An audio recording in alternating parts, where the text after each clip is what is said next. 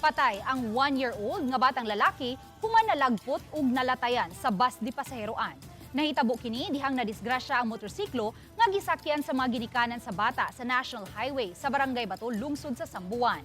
Sa pakisusi sa kapulisan sa Sambuan, gikan sa Dumaguete City ang ginikanan ug ang biktima ug padung untang mupauli sa lungsod sa Compostela sakay sa ilang motorsiklo.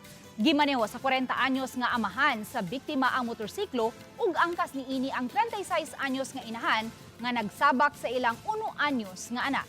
Nawagtangan matud pa og balanse ang driver sa motorsiklo dihang nakaagi og libaong nga daan ug natumba. Nalagpot ang bata ug aksidente kining nalatayan sa kinalikuran nga tuong ligid sa bus nga nakalabay kanila ni adtong higayuna. Daling gitabang pa ang biktima ug gida sa hospital apan gideklarar kini nga dead on arrival.